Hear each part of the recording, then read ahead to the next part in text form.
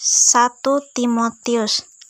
Penulis, secara tradisional, surat ini dipandang sebagai tulisan Paulus sesuai dengan pengirim yang tertera pada masing-masing surat itu, yaitu 1 Timotius 1 ayat 1 dan 2, kemudian Timotius 1 ayat 1. Waktu dan tempat. Paulus menulis surat-surat pastoral, maka dapat diperkirakan bahwa surat tersebut ditulis di Roma antara tahun 60 sampai 64 Masehi sebelum kematian Paulus. Akan tetapi, jika tidak berdasarkan pertimbangan di atas, maka dapat diperkirakan bahwa surat ini ditulis di Efesus sekitar tahun 100 Masehi. Keadaan jemaat pada saat kitab itu ditulis. Jemaat yang melembaga sedang menghadapi pengajaran sesat. Jemaat yang disapa dalam surat-surat pastoral telah berkembang menjadi suatu jemaat yang memiliki struktur organisasi, seperti penilik jemaat, penatua, dan diaken, serta memiliki peraturan-peraturan pemilihan para pemimpin gereja.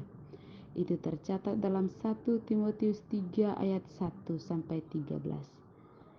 Tampaknya jemaat ini juga telah memiliki penataan di bidang keuangan untuk mendukung pelayanan jemaat, termasuk untuk membayar para penilik jemaat. Tercatat dalam 1 Timotius 5 ayat 17 dan Timotius 18 ayat 1 dan 3.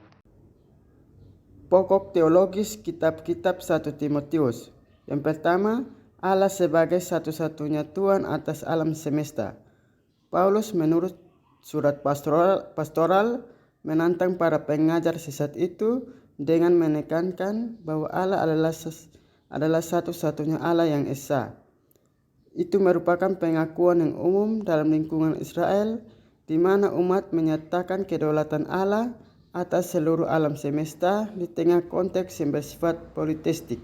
Yang kedua, Allah sebagai penyelamat. Allah tidak hanya sebagai pencipta dan pemelihara kehidupan, tetapi juga penyelamat. Paulus menegaskan bahwa karya penyelamatan Allah itu dilakukan di dalam Kristus. Yang kedua, pentingnya Injil dan misi digarisbawahi dalam surat pastoral. Ada dua yang membentuk pentingnya Injil dan misi itu. Istilah seperti ajaran sesat, 1 Timotius 1 ayat 10, 2 Timotius 4 ayat 3, dan perkataan dan kebenaran, menunjukkan adanya konflik antara para pengajar sesat itu dengan kebutuhan untuk memberitakan Injil dalam upaya menentang ajaran sesat yang menyebar di dalam gereja. Ketiga, penataan pelayanan dalam gereja. Salah satu aspek yang sangat ditekankan dalam surat pastoral adalah pengaturan atau penataan dalam gereja.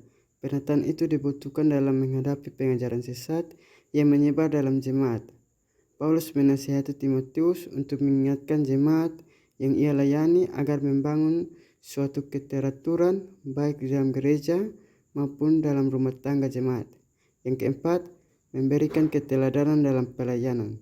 Aspek yang ditonjolkan dalam surat pastoral adalah peranan seorang pelayan sebagai pemberi teladan bagi jemaat yang dipimpin anak-anak, dinasihati untuk meneladani kehidupan orang tua mereka, dan orang tua dinasihati untuk menjadi panutan bagi anak-anak mereka. Keteladanan itu juga digunakan di mana-mana, terutama dalam dunia pendidikan.